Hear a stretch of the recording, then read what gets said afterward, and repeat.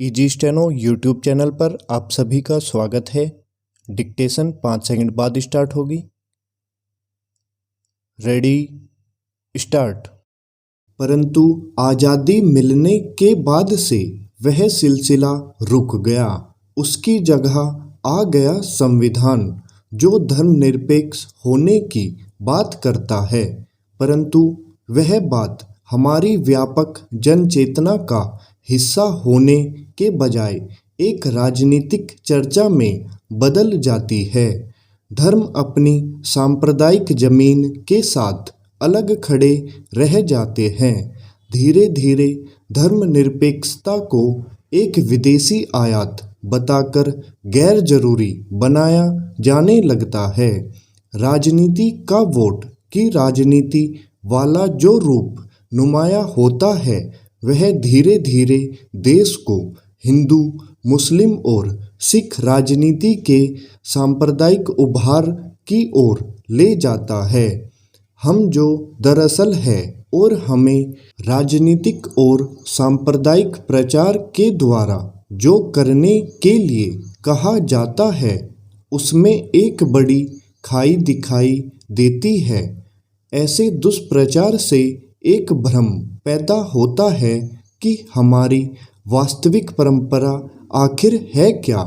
यह स्थिति इसलिए भयावह है क्योंकि उदार हृदय से ताल्लुक़ रखने वाली सहनशीलता ने जैसी अपनी भाषा खो दी है, हमारे पास सार्वजनिक रूप में ऐसे हालात का प्रतिरोध कर सकने वाले शब्दों की कमी पड़ गई है।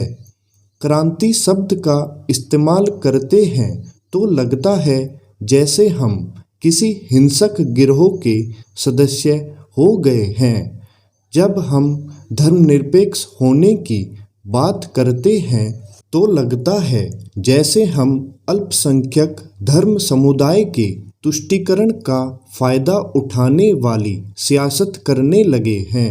समानता, स्वतंत्रता, बंधुता, न्याय, प्रजातंत्र, सर्वोदय और संविधान का सम्मान करने जैसी बातें भले ही अभी तक अर्थपूर्ण लगती हैं, पर वे हमें ऐसे पढ़े लिखे बुद्धिजीवी की श्रेणी में ले जाकर खड़ा कर देती है जिसे समाज का एक बड़ा तबका जमीनी हकीकत से कटा हुआ मानता है। उदारता और सहनशीलता को इलेक्ट्रॉनिक मीडिया चैनल और व्हाट्सएप समूह कायरता, अकर्मण्यता और पलायन की मानसिकता से जोड़ने में कामयाब होते जाते हैं। इस तरह हम पाते हैं कि समन्वयी सोच रखने वाले लोगों के पास बहुत थोड़ा सार्वजनिक स्थान बचा है। वे अपनी बात को ठीक से रख पाने लायक नहीं रह गए हैं। रखते हैं तो उनकी बात इतने कम लोगों तक पहुंचती है कि कहीं खोकर रह जाती है। अगर हम अपने समय की इस दुविधा और सीमा को समझ पा रहे हैं तो हम पूछ सकते हैं कि विकल्प क्या है।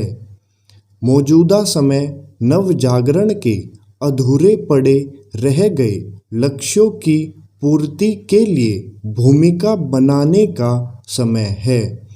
पर इस शब्द के साथ भी वही दिक्कत है। नवजागरण और प्रबोधन जैसे शब्द भी अभिजात बौद्धिक के द्वारा ही इस्तेमाल में लाए जाने वाले शब्द हो गए हैं। इनका प्रयोग करने से भी यही लगता है कि सामान्य जन के लिए इनका कुछ खास अर्थ नहीं है। हिंदू या मुसलमान हुए बगैर जी सकने के तमाम तरीके और रास्ते खो गए हैं। ले देकर जो बात सर्वधर्म समभाव की बात तक आकर रुक गई है, उसका संबंध भी एक अच्छे हिंदू, मुसलमान, सिख या ईसाई होने से होता है। हमारे यहाँ आधुनिक नवजागरण के आखिरी महानायक महात्मा गांधी हमें वहीं तक ले गए थे। स्टॉप।